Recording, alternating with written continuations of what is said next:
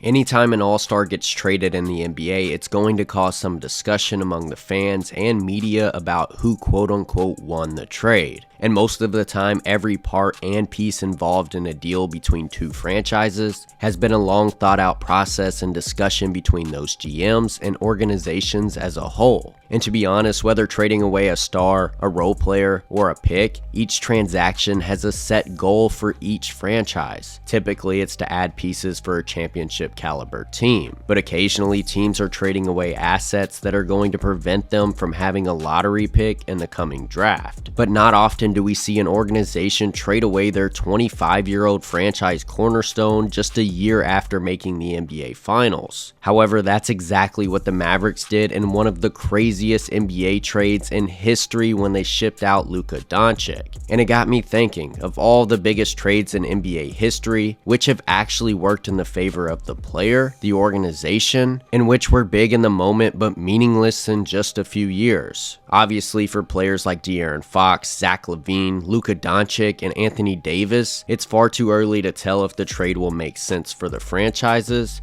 but only time will tell. But for other big trades, we've already waited, so let's check in and see how those played out.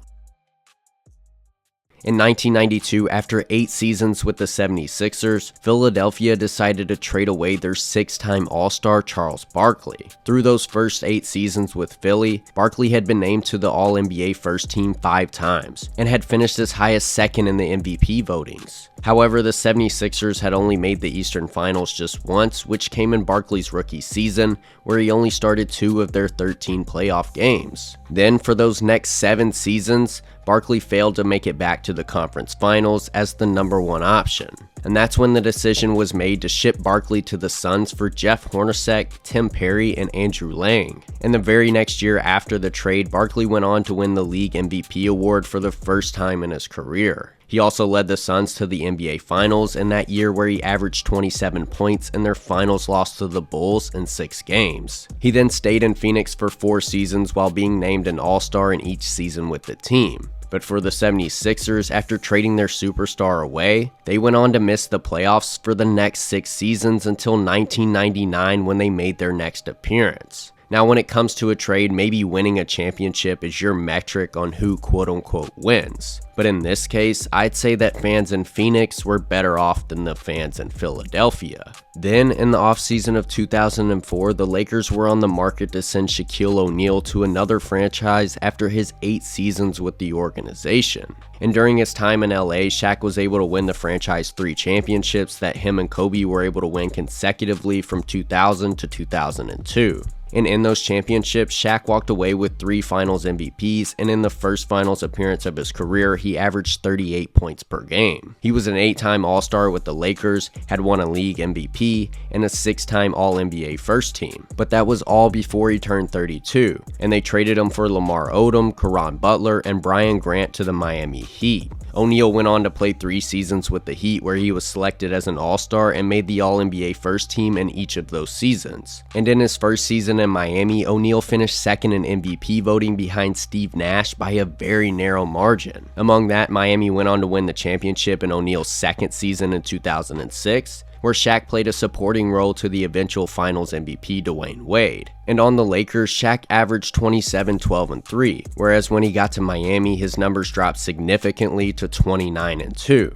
So after the trade, the Lakers missed the playoffs the very next season, followed by 2 straight first-round exits. Brian Grant was released by the Lakers after 1 season, and Butler was traded to acquire other pieces that eventually left the team. However, Lamar Odom, who was a part of that deal, averaged 13 points and 10 boards in the Lakers' route to winning the championships in 2008 and 2009. So in this trade, both teams got rings out of the situation, and it potentially may be one of the only big trades where both franchises came out as winners. Then, in 2008, the Lakers made another big trade before they won their championships. They acquired Pau Gasol in a trade that sent tons of pieces to the Grizzlies, including Pau's younger brother Mark. However, at the time, Pau Gasol wasn't the legend that we know of today. To that point, in his 6 full seasons with the Grizzlies, Gasol was only a 1-time All-Star and had won the Rookie of the Year award.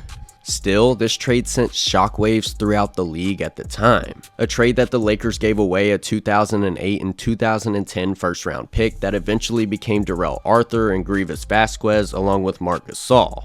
But Powell played a pivotal role, scoring 18 and 19 points per game in the Lakers' 09 and 2010 championships. The Grizzlies got a Defensive Player of the Year out of Marc Gasol in 2012, but never had much playoff success from the trade. I'd say that the Lakers made a great trade for what is now a great Hall of Famer. And lastly, an honorable mention for a trade that technically was influential in a championship. The Knicks traded away a haul for Carmelo Anthony in a trade that was looked at as one of the worst deals in NBA history at the time. However, as we all know, the Knicks never accomplished anything with Carmelo, and majority of the Nuggets' return on Carmelo didn't pan out to anything special either, except for one key piece. In that trade, the Nuggets got a 2016 pick swap in which they used to draft Jamal Murray. That eventually played some sort of role in the Nuggets winning their 2023 championship with Murray as their lead guard. That trade technically worked in the favor of the Nuggets nearly 12 years after the trade actually went through in 2011, which just goes to show that some of these trades can alter the future of the NBA forever. So let me know some of the biggest trades that had future altering results while dealing star players that I missed.